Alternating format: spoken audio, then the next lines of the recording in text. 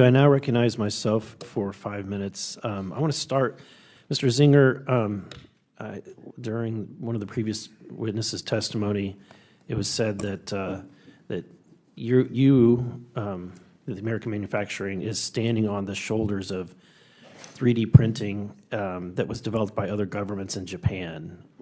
Would you say that that's accurate, that you're standing on the shoulders of that technology? Specifically as to what we do, our printing machine is not based on any Japanese patents. It's solely based on U.S. inventions, a U.S. supply chain, and is built within our factories in the U.S. Thank you.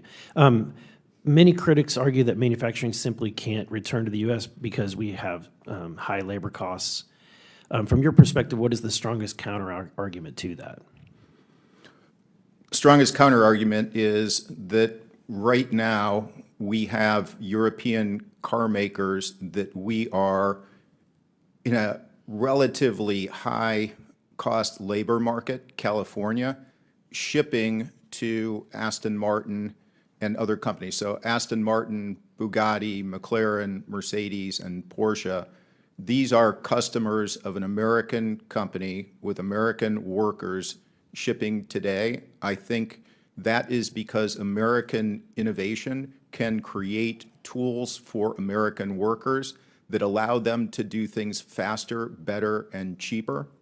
And when that happens, then you create a competitive manufacturing infrastructure, which we absolutely can have, and we absolutely can rebuild our global manufacturing market share. But it has to be based on new leapfrog technology that exists today commercially. Can you give us an insight as to the issues regarding supply chain? For example, the resources that you need. You have some objects in front of you that are printed with a type of aluminum. I think that the last aluminum smelter was in southeast Missouri. It's no longer there in the United States. Is there any concerns about the core materials in that supply chain? I'd say we have a variety of materials that range from aluminum alloys we develop to high-temp materials for hypersonic applications to high-strength materials for munitions. From the very start, and the company was founded about a decade ago, we wanted to make sure that we had a secure supply chain. So we use U.S. allied suppliers. What I would say is these are metal powders.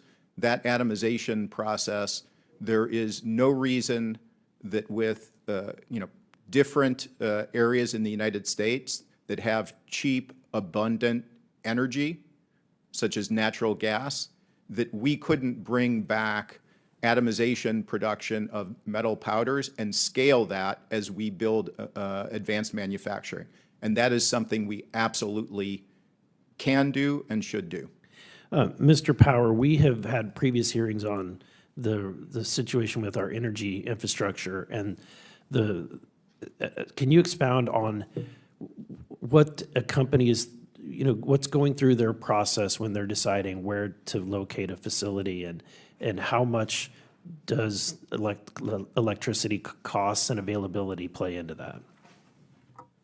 Thank you for the question, Mr. Chairman. Energy costs and regulations related to energy are a huge part of where we decide to put new factories in the United States. Firstly, just for speed of building, you would be probably surprised at how hard we could build a factory faster than we could get the permits to rig up electricity to it in certain states, which is a huge barrier to speed and pace, especially in the United States.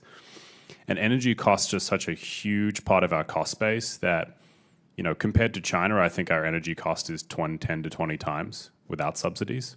And the second point I'd make on energy costs is 95% of the cost of aluminum, as an example, is actually the cost of energy. So having energy too cheap to meter in the United States is not just helpful for running factories and having energy grids that can scale with all these advanced factories, but also for the raw material costs and inputs that are being passed on to our customers. So I think it's incredibly important, and strength of the grid, clean power, and then the cheapness and scalability of that power really drive a lot of the decisions of where we put factories, where we put data centers, and any advanced facility going into the American states.